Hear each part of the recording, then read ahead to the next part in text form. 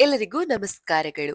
ಇಂದು ಕ್ಯಾಲೆಂಡರ್ನಲ್ಲಿ ಪ್ರತಿ ತಿಂಗಳು ಬರುವ ಅಮಾವಾಸ್ಯೆಯನ್ನ ಸಮಾಜದಲ್ಲಿ ಸಾಮಾನ್ಯವಾಗಿ ಅಶುಭ ಎಂದು ಪರಿಗಣಿಸಲಾಗುತ್ತೆ.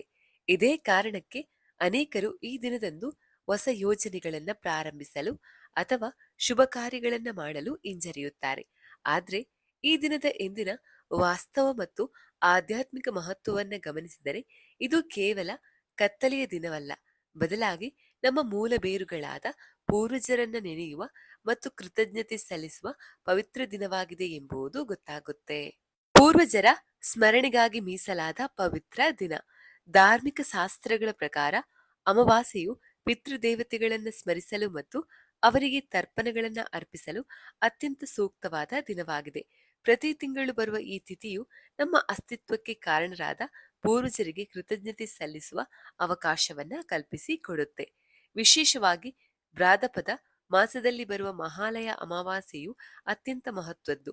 ಆ ದಿನದಂದು ಭಕ್ತಿಯಿಂದ ಸಲ್ಲಿಸುವ ಶ್ರಾದ್ದ ಮತ್ತು ತರ್ಪಣಗಳು ಪಿತೃಗಳ ಆತ್ಮಕ್ಕೆ ಶಾಂತಿ ನೀಡುತ್ತೆ ಮತ್ತು ನಮಗೆ ವಿಶೇಷ ಫಲವನ್ನ ನೀಡುತ್ತೆ ಎಂದು ನಂಬಲಾಗಿದೆ.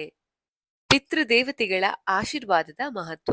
ಪುರಾಣಗಳ ಪ್ರಕಾರ ಪಿತೃದೇವತೆಗಳು ನಮ್ಮ ಜೀವನದ ಬೆಳವಣಿಗೆಗೆ ಅಗತ್ಯವಾದ ಶಕ್ತಿ ಮತ್ತು ಪ್ರಜ್ಞೆಯನ್ನು ನೀಡುವ ದೈವಿಕ ಶಕ್ತಿಗಳು.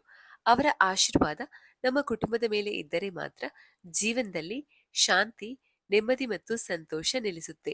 ಹೀಗಾಗಿ ಅವರಿಗೆ ಗೌರವಪೂರ್ವಕವಾಗಿ ಶ್ರಾದ್ದಾದಿ ಕಾರ್ಯಗಳನ್ನ ಮಾಡುವುದು ಕೇವಲ ಸಂಪ್ರದಾಯವಲ್ಲ, ಅದು ನಮ್ಮ ಧರ್ಮನಿಷ್ಠ ಕರ್ತವ್ಯ. ಪುರಾಣಗಳಲ್ಲಿ ಅಮಾವಾಸ್ಯೆಯ ಹಿನ್ನೆಲೆ. ಪಿತೃದೇವತೆಗಳಿಗೂ ಅಮಾವಾಸ್ಯೆಗೂ ಇರುವ ಸಂಬಂಧವನ್ನ ಮತ್ಸ್ಯ ಪುರಾಣದಂತಹ ಗ್ರಂಥಗಳಲ್ಲಿ ವಿವರವಾಗಿ ಹೇಳಲಾಗಿದೆ.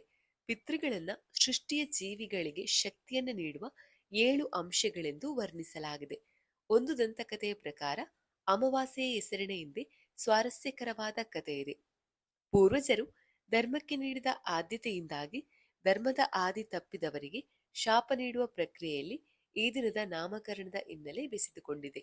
ಮಾವಸ್ಯ ಎಂದರೆ ತಾಯಿಗೆ ಪ್ರಿಯವಾದವಳು, ಆದರೆ ಆ ಗುಣವಿಲ್ಲದ ಕಾರಣಕ್ಕೆ ಅದು ಅಮಾವಾಸ್ಯ ಎಂದು ಕರೆಯಲ್ಪಟ್ಟಿತು ಎಂಬ ಪ್ರತೀತಿ ಇದೆ.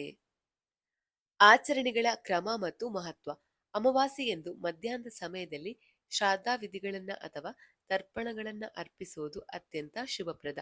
ಒಂದು ವೇಳೆ ಎಲ್ಲಾ ವಿಧಿವಿಧಾನಗಳನ್ನ ಪಾಲಿಸಲು ಅಸಾಧ್ಯವಾದರೂ ಬಡವರಿಗೆ ಅಥವಾ ಬ್ರಾಹ್ಮಣರಿಗೆ ಅನ್ನದಾನ ಮಾಡುವುದರಿಂದಲೂ ಪಿತೃಗಳ ತೃಪ್ತಿ ಲಭಿಸುತ್ತೆ ಮತ್ತು ಆ ಮೂಲಕ ಪುಣ್ಯ ಫಲವನ್ನ ಪಡೆಯಬಹುದು ಎಂದು ಶಾಸ್ತ್ರಗಳು ಹೇಳುತ್ತೆ.